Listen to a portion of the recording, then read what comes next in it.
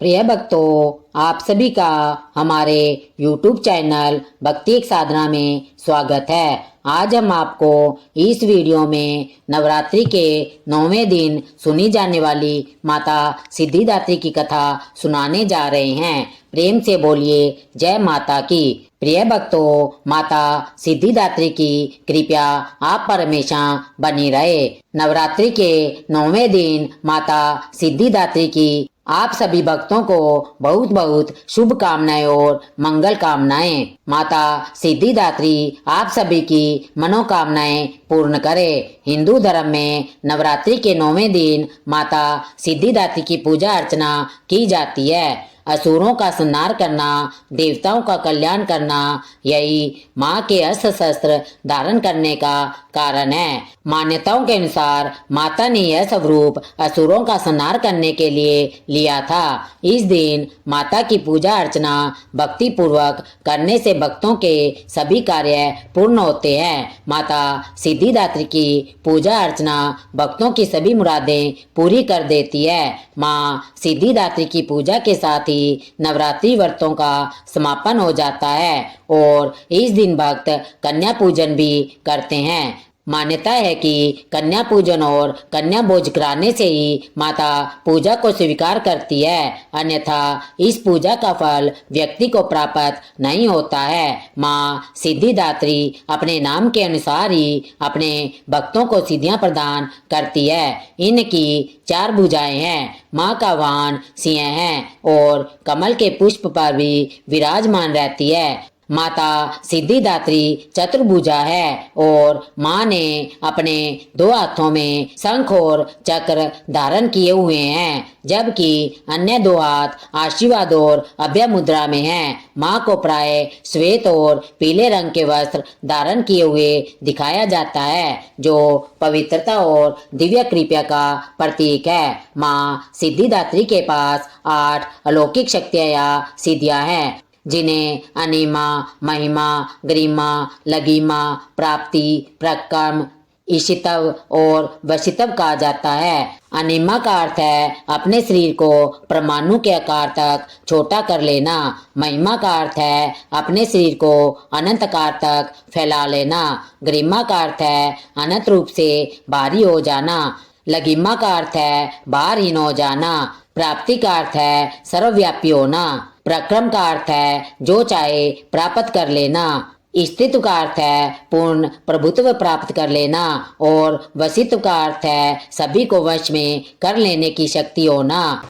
भगवान शिव ने देवी सिद्धिदात्री की कृपा से ही इन सभी 8 शक्तियों का आशीर्वाद प्राप्त किया था, जिस कारण वे अर्ध नारीश्वर भी कहलाए। भगवान शिव ने अर्ध नारीश्वर रूप क्यों धरा, इसके पीछे भी एक रोचक कथा प्रचलित है। भगवान शिव एक बार योग और सृष्टि की संरचना से जुड़ी बातें सप्त ऋषियों को बता रहे थे। इन सप्त ऋषियों में से भृगु ऋषि भगवान शिव के परम भक्त थे। योग का यह कार्यक्रम कांत सरोवर के किनारे हो रहा था। इस समय भगवान शिव के साथ देवी पार्वती भी विराजमान थी। भृगु ऋषि अपने स्थान से उठे और भगवान शिव की परिक्रमा करने लगे। शिव जी के साथ पार्वती जी भी बैठी थी, लेकिन उन्होंने देवी पार्वती को अनदेखा करके केवल भगवान शिव की ही परिक्रमा की। भृगु ऋषि भगवान शिव और देवी पार्वती जी के बीच में से जगह बनाते हुए भगवान की परिक्रमा करने लगे। यह देखकर देवी पार्वती बहुत क्रोधित हुई। भगवान शिव ने देवी पार्वती की मनोदशा भांप ली और उन्हें अपने और निकट बैठने के लिए कहा। देवी ने ऐसा ही किया। भृगु ऋषि ने देखा कि भगवान शिव और माता पार्वती जी के बीच से निकलने की पर्याप्त जगह नहीं है, तो भृगु ऋषि ने चूहे का रूप धारण कर लिया और शिव की परिक्रमा करने लगे। यह देखकर शिव जी ने देवी पार्वती को अपनी गोद में बिठा लिया।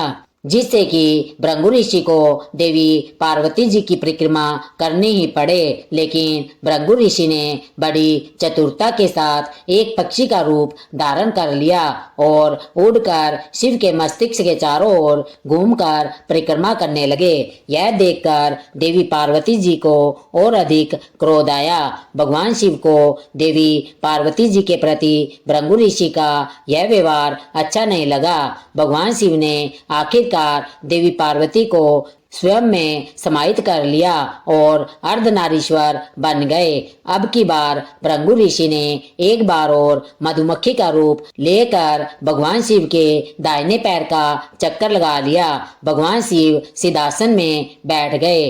अब ऐसे में भृगु ऋषि के पास परिक्रमा का कोई दूसरा रास्ता नहीं बचा, तो उन्होंने अब शिवजी के दोनों योग यानी स्त्री और पुरुष की परिक्रमा की। इस कहानी से भगवान शिव ने पूरे संसार को यह संदेश दिया कि योग का अर्थ सभी आयामों के समावेश से है। शरीर के साथ आपको मन और भावनाओं को शुद्ध करना पड़ेगा, तभी आप योग का लाभ पूरी तरह से ले पाएंगे। भगवान शिव ने अर्धनारीश्वर रूप धारण करके भृगु ऋषि सहित संपूर्ण मानव जाति को संसार का सही अर्थ समझा दिया। भगवान का अर्धनारीश्वर रूप यही संदेश देता है कि हर जीव में जितना अंश पुरुष है उतने ही अंश नारी भी है। इस प्रकार शिव के बिना शक्ति अधूरी है और शक्ति के बिना शिव। माँ सिद्धिदात्री की पूजा करते समय भगवान शिव के अर्धनारीश्वर रूप और भगवान की कृपा की इस अद्भुत कथा को सुनने वाले भक्त पर माँ सिद्धिदात्री की पूर्ण कृपा होती है। नवरात्रि में और माँ के जगराते में महारानी तारा देवी की कथा कहने और सुनने की भी प्राचीन परंपरा है। बिना इस कथा के जागरण को संपूर्ण नहीं माना जाता है। माता तारा रानी की कथा के अनुसार महाराजा दक्ष की दो पुत्रियां तारा देवी और रुक्मन भगवती दुर्गा जी की भक्ति में अटूट विश्वास रखती थी। दोनों बहनें नियम पूर्वक एकादशी का व्रत किया करती थी और माता के जागरण में प्रेम के साथ कीर्तन और मातम्य कथा सुना करती थी। एकादशी के दिन एक बार भूल से छोटी बहन रुक्मन ने मांसाहार कर लिया। जब तारा देवी को इस बात का पता लगा तो उसे रुक्मन पर बड़ा क्रोध आया। वह कहने लगी कि तू है तो मेरी बहन, परंतु मनुष्य देह पाकर भी तू नीच योनि के प्राणी जैसा कर्म कर रही है। तू तो छिपकली बनने योग्य है। बड़ी बहन के मुख से निकले शब्दों को रुक्मन ने शिरोधार्य कर लिया और साथ ही प्रायश्चित का उपाय भी पूछा।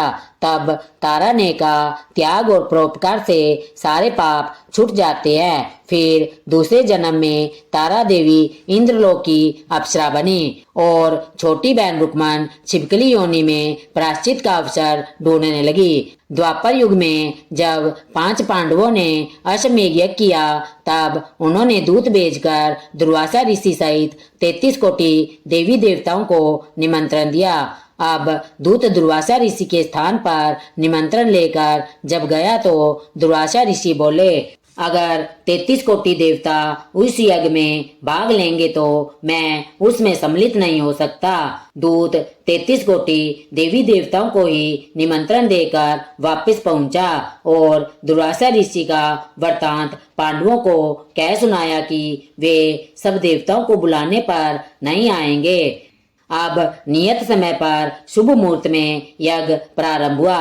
33 कोटि देवता यज्ञ में भाग लेने आए और उन्होंने वहां दुर्वासा ऋषि को न देखकर पांडवों से पूछा कि आपने दुर्वासा ऋषि को क्यों नहीं बुलाया। इस पर पांडवों ने नम्रता सहित उत्तर दिया कि निमंत्रण तो भेजा था, परंतु वे अहंकार के कारण नहीं आए। यज्ञ में पूजन हवन आदि निर्विघ्न समाप्त हुए। भोजन के लिए भंडारे की तैयारी होने लगी। दुर्वासा ऋषि ने जब देखा कि पांडवों ने उनकी उपेक्षा कर दी है, तो अत्यंत क्रोध में भरकर उन्होंने पक्षी का रूप धारण किया और चोंच में सर्प लेकर भंडारे में फेंक दिया, जिसका किसी को कुछ भी पता नहीं चल सका और वह सर्प खीर की कढ़ाई में गिरकर छुप गया। एक छिपकली जो पिछले जन्म में तारा देवी की छोटी बहन थी, बहन के शब्दों को शिरोधार्य कर इस जन्म में छिपकली बन गई थी। वह सर्प का उस भंडारे में बनी हुई खीर में गिरना देख रही थी। उसे त्याग और परोपकार की शिक्षा अब तक याद थी और वह छिपकली घर की दीवार पर चिपकी ठीक समय की प्रतीक्षा करती रही। कुछ देर तक तो वह सोचती रही कि कोई आए और खीर में गिरे इस सांप को देख ले, लेकिन बहुत देर तक भी किसी की दृष्टि उस खीर में नहीं पड़ी। तब उसने परोपकार की भावना और दूसरे लोगों की जान बचाने हेतु अपने ही प्राण निछावर कर देने का मन बना लिया। जब खीर भंडारे में दी जाने वाली थी तो सबकी आंखों के सामने वह छिपकली दीवार से कूदकर कढ़ाई में जा गिरी। कढ़ाई में खोलती हुई गर्मा गर्म खीर थी। फिर जब लोगों ने अपनी आंखों के सामने खीर में छिपकली को गिरते देखा तो छिपकली को भला बुरा कहते हुए खीर की कढ़ाई को खाली करने लगे। उस समय उन्होंने उस खीर के अंदर मरे हुए एक सांप को देखा। अब सबको पता चला कि छिपकली ने तो अपने प्राण देकर उन सब के प्राणों की रक्षा की है। इस प्रकार उपस्थित सभी सज्जनों और देवताओं ने उस छिपकली के लिए प्रार्थना की कि उसे सब योनियों में उत्तम मनुष्य जन्म प्राप्त हो और अंत में वह मोक्ष प्राप्त करे। फिर तीसरे जन्म में वही छिपकली राजा स्पर्श के घर कन्या बनी और दूसरी बहन तारा देवी ने फिर मनुष्य का जन्म लेकर ताराती नाम के योद्धा के प्रतापी राजा हरिश्चंद्र के साथ विवाह किया। राजा स्पर्श ने ज्योतियों से कन्या की कुंडली बनवाई। ज्योतिषियों ने राजा को बताया कि कन्या तो राजा के लिए हानिकारक सिद्ध होगी, शकुन ठीक नहीं है, इसलिए आप इस कन्या को मरवा दीजिए। सुनकर राजा ने कहा, कन्या को मारने का पाप तो बहुत बड़ा होता है और मैं उस पाप का बागी कभी नहीं बन सकता। अगर कन्या को मारने के सिवा कोई और उपाय है तो बताओ। तब ज्योतिषियों ने राजा को सलाह दी कि हे राजन, आप एक लकड़ी के संदूक के ऊपर सोना चांदी आदि जड़वा दे, फिर उस संदूक के भीतर कन्या को बंद करके नदी में प्रवाहित कर दीजिए। सोना चांदी जड़ित लकड़ी का संदूक अवश्य ही कोई लालच से निकाल लेगा और आपकी कन्या को भी पाल लेगा। आपको किसी प्रकार का कोई पाप नहीं लगेगा। फिर ऐसा ही किया गया। कन्या को उस हीरे मोती जड़ित संदूक में लिटाकर नदी में प्रवाहित कर दिया गया। नदी में बहता हुआ वह संदूक काशी के पास एक बंगी को दिखाई दिया। वह बंगी संदूक को नदी के बाहर निकाल लाया। जब उसने संदूक खोलकर देखा तो संदूक में सोना चांदी के अलावा एक अत्यंत रूपवान नवजात कन्या दिखाई दी। उस बंगी की कोई संतान नहीं थी। अब जब उसने अपनी पत्नी को वह कन्या सौंपी तो उसकी तो खुशी का कोई ठिकाना ही नहीं रहा। उसने अपनी संतान के समान ही उस कन्या को अपनी छाती से लगा लिया और भगवती की कृपा से उसके सतनों से दूध उमड़ पड़ा। पति पत्नी दोनों ने फिर प्रेम से उस कन्या का नाम रुको रख दिया। जब वह कन्या विवाह के योग्य हुई तो उसने उसका विवाह योद्धा के सजातीय युवक के साथ बड़ी धूमधाम से कर दिया। इस प्रकार पहले जन्म की रुकमान दूसरे जन्म में छिपकली और तीसरे जन्म में रुको बन गई। रुको की सास महाराजा हरिश्चंद्र के घर साफ सफाई इत्यादि का काम करने जाया करती थी। इसी तरह दिन बीत रहे थे। फिर एक दिन रुको की सास बीमार पड़ गई और रुको अपनी सास की जगह महाराजा हरिश्चंद्र के यहाँ काम करने पहुंच गई। महाराजा की पत्नी ताराती ने जब रुको को देखा तो वह अपने पूर्व जन्म के पुण्य से उसे पहचान गई। तब तारामती ने रुको से कहा, बहन तुम यहाँ मेरे निकट आकर बैठो। महारानी की बात सुनकर रुको बोली, रानी जी मैं तो नीच जाति की बंगिनी हूँ, भला मैं आपके पास कैसे बैठ सकती हूँ। तब तारामती ने कहा, बहन पूर्व जन्म में तुम मेरी सगी बहन थी। एकादशी का व्रत खंडित करने के कारण तुम्हें छिपकली की योनि में जाना पड़ा। जो होना था सो हो चुका। अब तुम अपने इस जन्म को सुधारने का उपाय करो और माता भगवती की सेवा करके अपना जन्म सफल बनाओ। यह सुनकर रुको को बड़ी प्रसन्नता हुई और उसने इसका उपाय पूछा। तब रानी ने बताया कि वैष्णव माता सब मनोरथों को पूर्ण करने वाली है। जो लोग श्रद्धा पूर्वक माता का पूजन और जागरण करते हैं उनकी सब मनोकामनाएं पूर्ण होती है। तब रुको ने खुश होकर माता की मनौती करते हुए कहा, हे माता यदि आपकी कृपा से मुझे एक पुत्र प्राप्त हो जाए तो मैं भी आपका पूजन और जागरण करवाऊंगी। इस प्रार्थना को माता ने स्वीकार कर लिया।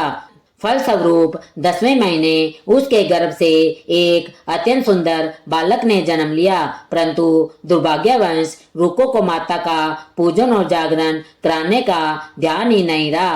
वह भूल गई। परिणाम यह हुआ कि जब वह बालक 5 वर्ष का हुआ तब एक दिन उसे तेज बुखार आ गया और तीसरे दिन उसे माता निकल आई। रुको दुखी होकर अपने पूर्व जन्म की बहन तारामती के पास गई और अपने बच्चे की बीमारी का सारा हाल कह सुनाया। तब तारामती ने कहा, तू जरा ध्यान करके देख कि तुझसे माता के पूजन में कहीं कोई भूल तो नहीं हुई। इस पर रुको को 6 वर्ष पहले की बात का ध्यान आ गया और उसने अपना अपराध स्वीकार किया कि बच्चे को आराम आने पर मैं अवश्य ही जागरण करवाऊंगी। और देवी भगवती की कृपा से उसका बच्चा दूसरे दिन ठीक हो गया। तब रुको ने देवी के मंदिर में जाकर पंडित से कहा कि मुझे अपने घर माता का जागरण करना है, तो आप मंगलवार को मेरे घर पर पधार कर मुझे कृतार्थ करे। पंडित जी कहने लगे, अरे रुको तू यहीं 5 रुपए दे जा, हम तेरे नाम से मंदिर में ही जागरण करवा देंगे। तू नीच जाति की स्त्री है, इसलिए हम तेरे घर में आकर देवी का जागरण नहीं कर सकते। रुको ने कहा, हे पंडित जी, माता के दरबार में तो ऊंच नीच का कोई विचार ही नहीं होता। वे तो सब भक्तों पर समान रूप से कृपा करती है, इसलिए आपको भी कोई ऐतराज नहीं होना चाहिए। इस बार पंडितों ने आपस में सलाह करके कहा, यदि महारानी तारामती तुम्हारे जागरण में पधारे तो हम भी स्वीकार कर लेंगे। यह सुनकर रुको महारानी तारामती के पास गई और सब वृतांत कह सुनाया। तारामती ने जागरण में सम्मिलित होना सहज स्वीकार कर लिया। जिस समय रुको पंडित जी से यह कहने गई थी कि महारानी जी जागरण में आएगी, तब एक सैनिक ने यह बात सुन ली और उसने जाकर महाराजा हरिश्चंद्र को इस बात की सूचना दे दी। राजा ने सैनिक से सब बात सुनकर कहा, तेरी बात झूठी है। महारानी तारामती बंगियों के घर जागरण में नहीं जा सकती। फिर भी परीक्षा लेने के लिए राजा ने रात को अपनी उंगली पर थोड़ा चीरा लगा लिया, जिससे उसे नींद ना आए। महारानी तारामती ने जब यह देखा कि जागरण का समय हो रहा है परंतु महाराज को नींद ही नहीं आ रही है, तो उसने माता वैष्णव से मन ही मन प्रार्थना की, हे माता, आप कैसे भी करके किसी भी उपाय से महाराज को सुला दीजिए ताकि मैं जागरण में सम्मिलित हो सकूं। तारामती की यह प्रार्थना मां ने स्वीकार की और उधर राजा को गहरी नींद आ गई। जब राजा को नींद आ गई तो तारामती ने रोशनदान से रस्सी बांधकर नीचे लटका दी और उसको पकड़कर वह महल से नीचे उतर गई और रुको के घर जा पहुंची। उस समय जल्दबाजी के कारण रानी के हाथ का रेशमी रुमाल और पांव की एक पायल रास्ते में गिर गई। उधर थोड़ी देर के बाद राजा हरिश्चंद्र की आंख खुल गई तो वह भी रानी का पता लगाने निकल पड़ा। रास्ते में पायल और रुमाल उसने देखे और जागरण वाले स्थान पर वह जा पहुंचा। जैसे ही उसे सूचना मिली थी, राजा ने दोनों चीजें रास्ते से उठाकर अपने पास रख ली और जहां जागरण हो रहा था वहां एक कोने में चुपचाप बैठकर सारा दृश्य देखने लगा। जब जागरण समाप्त हुआ तो सबने माता की आरती और अरदास की। उसके बाद प्रसाद बांटा गया। रानी तारामती को जब प्रसाद मिला तो उसने झोली में रख लिया। यह देखकर लोगों ने पूछा, महारानी आपने प्रसाद क्यों नहीं खाया? यदि आप नहीं खाएगी तो कोई भी प्रसाद नहीं खाएगा। रानी बोली, तुमने जो प्रसाद दिया यह मैंने महाराज के लिए रख लिया है। अब मुझे मेरे हिस्से का प्रसाद दे दो। और अब की बार वह प्रसाद लेकर तारा ने खा लिया। इसके बाद तो सभी भक्तों ने माता का प्रसाद खाया। इस प्रकार जागरण समाप्त करके और प्रसाद सेवन के बाद रानी आराम से घर की ओर चल पड़ी। महाराजा ने आगे बढ़ते ही उनका रास्ता रोक लिया और गुस्से से कहा, तूने नीचों के घर का प्रसाद खाकर अपना धर्म नष्ट कर लिया है। अब मैं तुझे अपने घर कैसे रखूं? तूने तो कुल की मर्यादा और मेरी प्रतिष्ठा का कोई भी ध्यान नहीं रखा। जो प्रसाद तू अपनी झोली में रखकर मेरे लिए लाई है उसे खिलाकर मुझे भी तू अपवित्र करना चाहती थी। ऐसा कहते हुए जब राजा ने झोली की ओर देखा तो भगवती की कृपा से प्रसाद के स्थान पर उसमें चंपा, गुलाब, गेंदे के फूल, कच्चे अक्षत और सुपारियां दिखाई दी। यह चमत्कार अपनी आंखों के सामने देखकर राजा आश्चर्यचकित रह गया।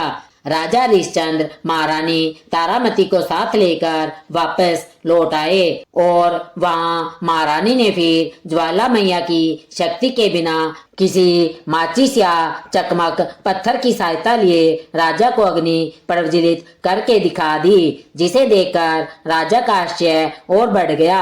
अब राजा के मन में भी देवी के प्रति श्रद्धा और विश्वास जाग उठा। इसके बाद राजा ने रानी से कहा, मैं माता के प्रत्यक्ष दर्शन करना चाहती हूँ। तो रानी बोली, महाराजा प्रत्यक्ष दर्शन पाने के लिए तो बहुत बड़ा त्याग होना चाहिए। यदि आप अपने पुत्र रोहितास की बलि दे सको तो आपको माँ दुर्गा के प्रत्यक्ष दर्शन की प्राप्ति हो सकती है। राजा के मन में तो देवी के दर्शन की इच्छा थी, लगन लगी हुई थी। अब तो राजा ने अपने पुत्र का मुँह त्यागा और उसका सिर देवी को अर्पण कर दिया। ऐसी सच्ची भक्ति और विश्वास देखकर माँ दुर्गा सिंह पर सवार होकर उसी समय वहां प्रकट हो गई और राजा हरिश्चंद्र उनके दर्शन करके कृतार्थ हो गए। मरा हुआ पुत्र देवी की कृपा से पुनर्जीवित हो गया। अपनी आंखों के सामने यह चमत्कार देखकर राजा गदगद हो गए। उन्होंने विधि पूर्वक माता का पूजन करके अपने अपराधों के लिए क्षमा मांगी। तब राजा को अपने परिवार और अपनी प्रजा सहित सुखी रहने का आशीर्वाद देकर माता अंतर्ध्यान हो गई। राजा ने रानी तारामती की भक्ति की प्रशंसा करते हुए कहा, हे तारा, मैं तुम्हारे आचरण से अति प्रसन्न हूँ। मेरे तो धन्य भाग जो तुम मुझे पत्नी रूप में प्राप्त हुई हो। उसके बाद राजा हरिश्चंद्र ने रानी तारा देवी की इच्छा अनुसार योध्यापुरी में माता का एक भव्य मंदिर तैयार करवाया। इस प्रकार रानी तारा देवी और रुक्मन भंगनी दोनों ही मनुष्य योनि से छूटकर देवलोक को प्राप्त हुई। माता के जागरण में रानी तारा की इस कथा को जो भी मनुष्य भक्ति पूर्वक पढ़ता अथवा सुनता है उसकी सभी मनोकामनाएं पूर्ण होती है, सुख और समृद्धि बढ़ती है, उसके शत्रुओं का नाश होता है और सर्वार्थ मंगल ही मंगल होता है। इस कथा के बिना जागरण पूरा नहीं माना जाता। सभी प्रेम से बोलिए सच्चे दरबार की जय हो, माता तारा रानी की जय हो। प्रिय भक्तजनों, अब हम सभी मिलकर माता रानी से क्षमा याचना करते हैं ताकि हमारे द्वारा हुई किसी भी गलती के लिए माता रानी हमें क्षमा कर सके। हे परमेश्वरी, मेरे द्वारा दिन रात सहस्त्रों अपराध होते रहते हैं, अतः आप मुझे अपनी सेवक समझकर कृपया पूर्वक मेरे उन अपराधों को क्षमा करें। ना तो मैं आह्वान करना जानती हूँ, ना विसर्जन करना जानती हूँ, ना ही पूजा करना जानती हूँ। हे परमेश्वरी, मुझे क्षमा करे। हे सुरेश्वरी, मैंने जो मंत्रहीन, क्रियाहीन और भक्तिहीन पूजन किया है वह सब आपकी दया से पूर्ण हो। सैकड़ों अपराध करके भी भक्त आपकी शरण में आकर केवल जगदम्बा कहकर ही मोक्ष को प्राप्त करते हैं, जिसे ब्रह्मा आदि देवतागण भी पाने में असमर्थ रहते हैं। हे जगदम्बिके, मैं अपराधी हूँ, किंतु मैं आपकी शरण में आई हूँ, अतः इस समय मैं दया की पात्र हूँ। आप जैसा चाहे वैसा करे। अज्ञानता वंश या बुद्धि भ्रम होने के कारण भूल से मैंने जो कुछ भी कम या अधिक कर दिया हो तो हे देवी, हे परमेश्वरी, सब अपराध क्षमा करे और प्रसन्न हो। हे जगत माता, हे कामेश्वरी, सचिंदानंद स्वरूपणी परमेश्वरी, आप प्रेम पूर्वक मेरी यह पूजा स्वीकार करें और मुझ पर प्रसन्न हो। आप गुप्त रूप से भी गुप्त वस्तु की रक्षा करने वाली है। आप मेरे किए हुए इस पूजन और जप को ग्रहण करके मेरे सभी अपराधों को क्षमा करें। हे देवी, हे महेश्वरी, आपकी कृपा से मुझे सिद्धि की प्राप्ति हो। प्रेम से बोलिए माता सिद्धिदात्री की जय हो। प्रिय भक्तों, यदि आपको हमारी यह वीडियो पसंद आई है तो हमारे चैनल भक्ति एक साधना को सब्सक्राइब करना और हमारी इस वीडियो को अपने तक सीमित न रखकर अपने मित्रों और अपने रिश्तेदारों के साथ ज़्यादा से ज़्यादा शेयर करना, जिससे वे भी माता सिद्धिदात्री की कृपा पा सके। हमारी वीडियो को अंत तक देखने के लिए बहुत बहुत धन्यवाद। कमेंट बॉक्स में जय माता सिद्धिदात्री लिखना मत भूलना। बोलिए सिद्धिदात्री माता की जय हो, जय हो, जय हो।